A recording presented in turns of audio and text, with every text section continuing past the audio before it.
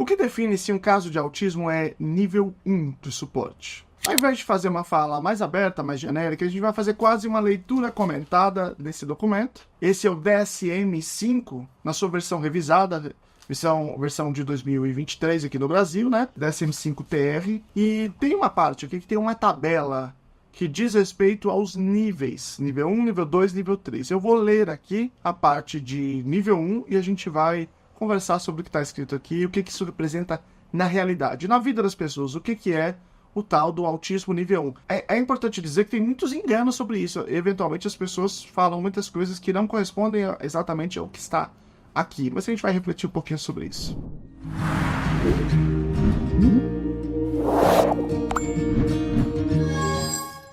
Olá, povão, tudo bem? Meu nome é Luciano Lacerda, sou doutor em Educação pela PUC São Paulo, fiz o pós-doutoramento no Departamento de Psicologia da UFSCar, e eu estudo autismo em práticas com evidência, então nós vamos fazer o seguinte, eu vou ler aqui o meu DSM, essa tabela, ela tá assim de lado, então eu vou ler assim, né, e vou colocar aqui na tela para vocês irem acompanhando o que diz em relação ao caso nível 1, do autismo nível 1. Vamos começar com um beabá aqui. Para uma pessoa ser considerada autista, ela precisa passar por um processo de avaliação diagnóstica e há 2 critérios diagnósticos. Esses 2 critérios são assim. O primeiro critério tem 3 itens, e aí a pessoa precisa ter os 3. E o segundo critério tem 4 itens, e a pessoa precisa ter 2 desses 4 itens. Então são 7 itens ao total aqui. Eu vou colocar um vídeo aqui dessas 7 características do autismo para você poder assistir, porque senão esse vídeo não vai fazer muito sentido. Além dessas características que o indivíduo precisa apresentar, existem 3 condicionantes. 3 condições que podem afastar a condição do autismo. Então eu vou colocar um outro vídeo aqui, que chama Sem Isso Não É Autismo, que são as 3 condicionantes. Se você já tiver assistido a esses vídeos, aí faz sentido você estar aqui e a gente refletir um pouco melhor. Bom, primeiro vamos começar dando um passo atrás e explicando algumas coisinhas importantes. Até o DSM-4, né, que vigorou até 2013, e que ainda está no CID que está em vigor, o CID-10, né? Eu estou gravando em 2024, o CID-11, ele entra plenamente em vigor em 1º de janeiro de 2025, tá?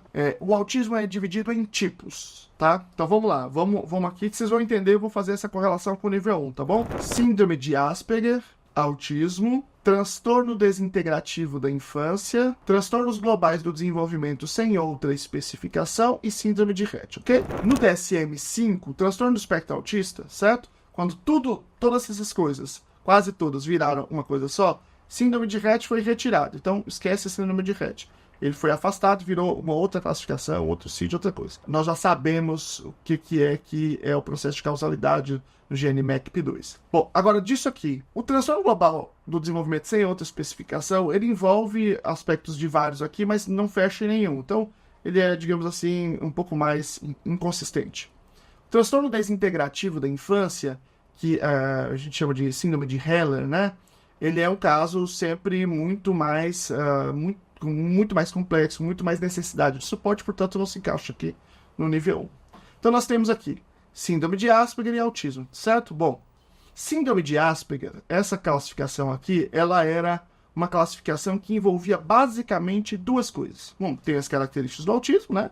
Características são similares, mas tem 2 aspectos importantes. Primeiro, não tem atraso na fala. Segundo, tem inteligência preservada. Guardem isso aqui. Isso aqui é importante, porque isso aqui, esse síndrome de Asperger, basicamente, esses indivíduos aqui estão no nível 1. Mas aqui, o autismo, ele é um pouco mais complicado. Por quê? Porque tem também uma parte dos autistas que também tem a inteligência preservada, que também tem um grau de funcionalidade bom, que foi muito chamado, ainda é, mas é menos agora, de autismo de alto funcionamento. Então você tinha síndrome de Asperger, né, e High Functioning Autism, que aí no português tem a tradução autismo de alto funcionamento ou até autismo de alto desempenho. Eu já falei de um livro que tem esse título, embora não seja muito utilizado.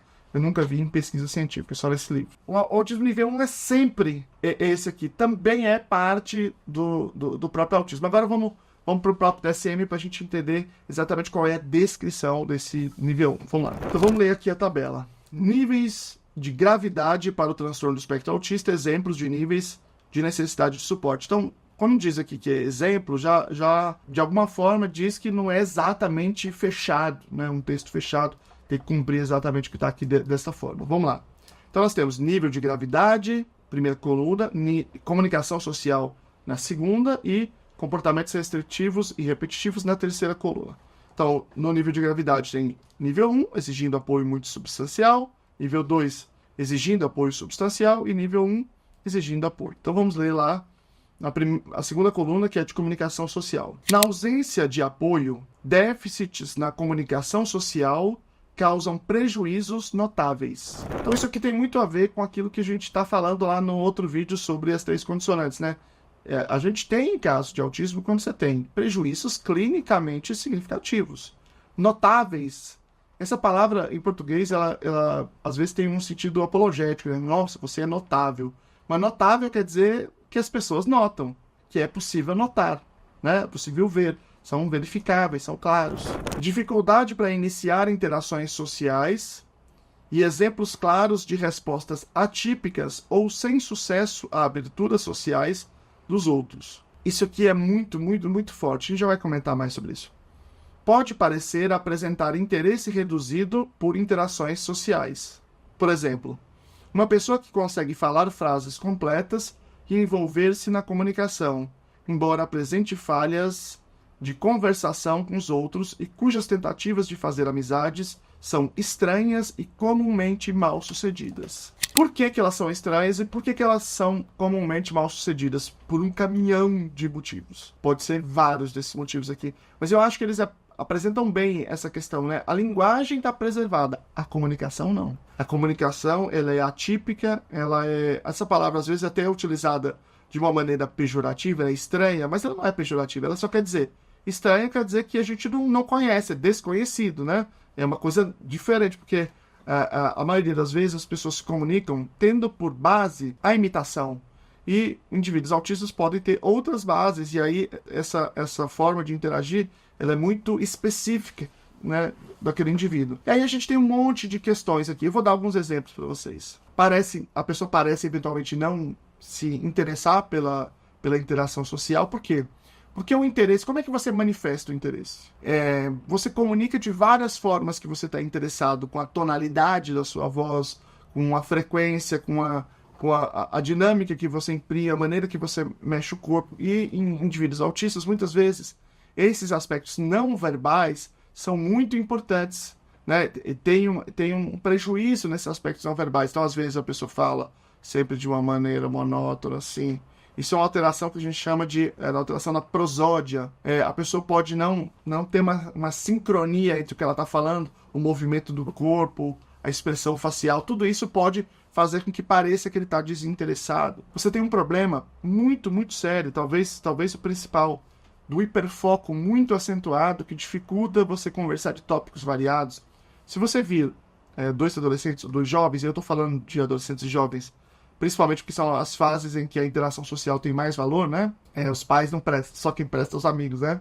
Nessa fase, eles conversam de vários temas. Eles começam a conversar. Tinha uma brincadeira na minha época, né? Eu lembro que a pessoa conversava muito, falava, cara, parece que lê o Estadão, né?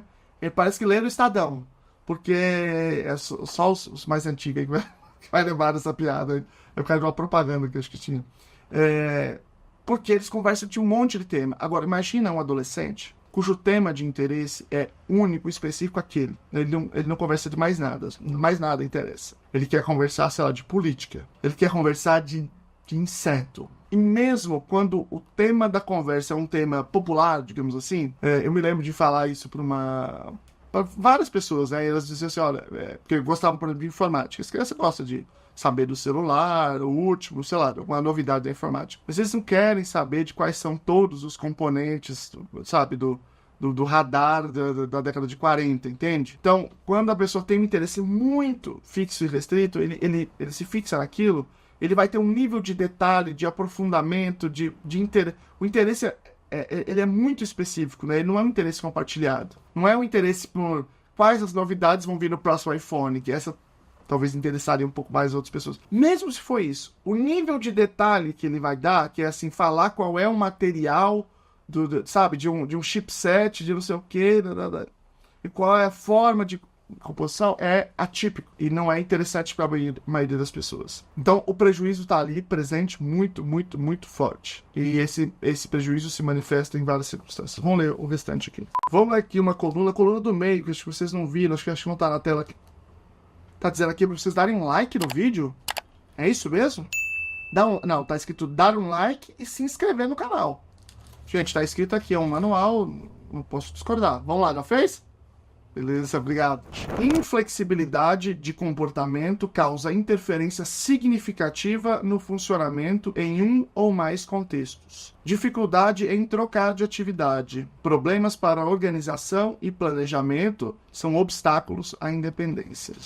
Mesmo indivíduos com uma inteligência média ou superior, a média, podem não conseguir, por exemplo, organizar a sua vida de uma maneira que permita que ele seja independente, cuide das suas próprias coisas e resolva os seus próprios problemas. Pode ter uma dificuldade com planejamento, com antecipação, com situações do dia a dia que você precisa de flexibilidade, que, no final das contas, impeça a participação desse indivíduo de contextos como, por exemplo, o trabalho ou um estudo. Eu recentemente escrevi um artigo, né, e eu falei isso num vídeo que eu fiz sobre a universidade, sobre autistas no ensino superior. Você tem um nível altíssimo de abandono. Que quando você está na universidade, você tem que lidar com aulas que mudam. Hoje essa é a aula de uma coisa, vai ser de outra coisa. E esse tal lugar vai ser em outro lugar.